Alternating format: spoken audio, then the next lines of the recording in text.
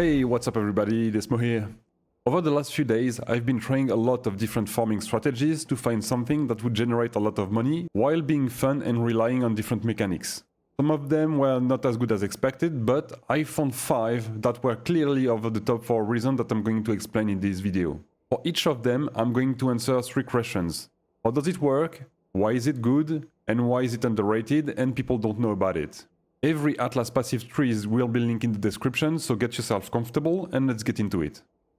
Let's begin with the easiest on the list because it is likely the one that most people are going to be able to farm. This is Kirac's mission Beast Farming. This is fairly simple and easy. There is a beast that gives you 5 Kirac missions and it is worth about 10 chaos at the time of recording. This is how you will never run out of Kirac missions. Then you need Explorer Scoring Report, which is going for a bit over 2 chaos on the currency exchange, so you can reroll your Kirac's mission until you find one where you need to complete Enar's missions. The easiest way to spot them is just to hover over the maps looking for white implicit. Then, when you see Enar, jump into the map. When you get more experience with this strat, you will want to capture only expensive beasts and skip cheap ones because it's gonna fill your menagerie, and it will take more time when you want to sell to sort the good ones. The last thing that you need to do is to go to your menagerie, itemize the good beasts, and sell them. It is really good because beasts are selling well and fast, and are being used by the wealthiest player in the game. On top of that, it takes almost nothing to set up the strat. No map prowling, scarab setup, or even Atlas tree. It is as easy as it gets. This strat is underrated because it's not so well known yet that memory maps have been removed from drop, and are now accessible only through Kirac's missions. It is likely that more people will eventually know about this, because there is a challenge this league that requires us to complete this type of mission from Kirac. The next strategy will be tier 17's boss rushing. This is similar to destructive play or all can go, but for tier 17s. You want to run Abomination because of the fragments that the boss drops. You don't care about clearing the map, you want to rush boss as fast as you can and repeat. The goal is to farm reality fragments which are selling for 1 divine each in bulk. Other fragments are also good, like Decaying, which is half a divine. Maps take on average 1 to 2 minutes to run, and cost on average 40 chaos even in bulk. You go really fast into profit, and selling your loot is really easy. We're taking Boss, Scarab and Blueprint node on the Atlas tree for some additional income. You don't have hundreds of Scarab to sort and price check, gears or anything like that, which makes it really nice when you have to trade. You still want to pick up Necrotic and Twilight Regalia body armor item level 86 because they are selling well in bulk for 20 chaos apiece.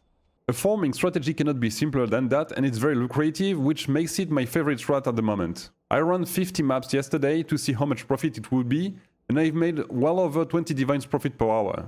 This is underrated because most people choose their tier 17s instead of rushing the boss. Also, Abomination is not the best layer to run, and the boss can be difficult for some builds. To run the map fast, you want to take the first turn on one side, then follow the wall on that side. If you turn left first, stick to the left wall. If you turn right first, stick to the right wall. It's working 90% of the time. You'll get good at reading the layout of the time. Shout out to my good friend Avipler for giving me the tip on this strat. Go check him out on Twitch. Here is the important thing for the Atlas tree. We are taking explicit map modifier effect to increase chance of getting multiple fragments. We are also taking quantity of item drop for the same reason. Then we have fill-on nodes which are Guardian map drop, Synthesized map drop, Scarabs, Smuggler's Cache for Blueprint, and a little bit of all nodes for chance to getting Crater. We are also blocking most map mechanics, not to actually target mechanics, but to increase chance of getting rare Scarabs like Containment.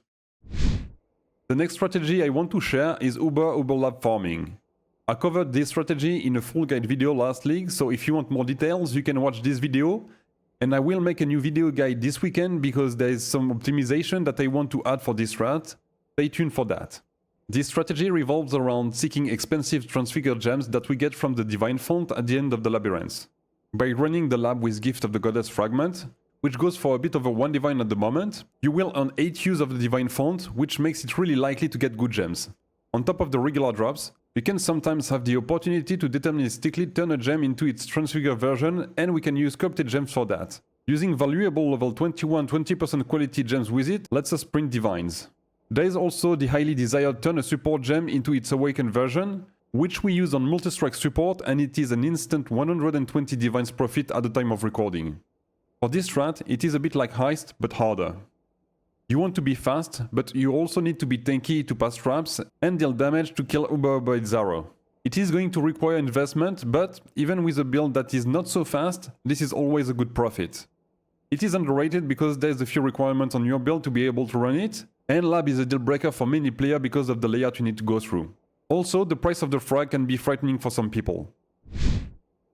Let's move on to the next strat, which is Beast, Svalinn and Blueprint farming. This one is very lucrative too, but you'll need to learn how to farm beasts to properly make good profit. Being able to run your map fast and recognize which beasts are valuable is what makes this strategy really shine. Pro beast farmers make up to 50 divs per hour doing this. Blueprints and Crater are the cherry on top, not taking extra time to run your maps. Blueprints are going for 35 chaos on the market and Svalinn for 100 divines.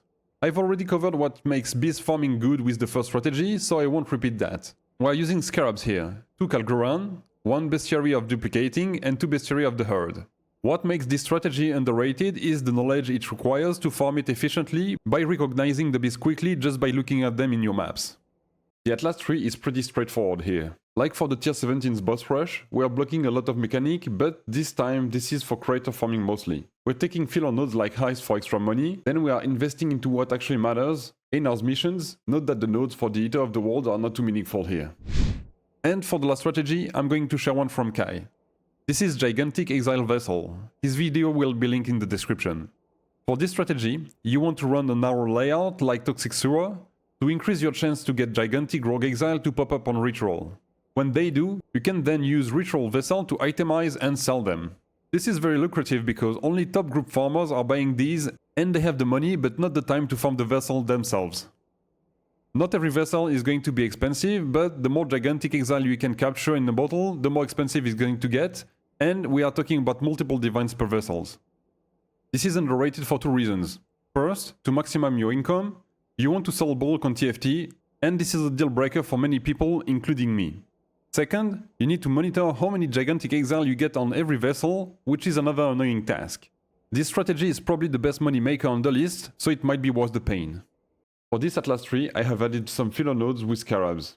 You can get rid of that if you want to stick with the original tree, but for the essential, we're taking nodes for Rogue Exile and Ritual. Also note that you don't want exiles to be hard to kill, so we don't take any node that makes them stronger to get more loot. We just want to get as many of them as possible. There is one more thing which is underrated. This is to like, share and subscribe. I'm counting on you guys. And this is it for today, so until my next video, take care of yourself and bye! Last night I had a dream, dropped the mirror on stream. Oh my god, what's so clean, best thing I've ever seen. Mirror, mirror, mirror, mirror, mirror.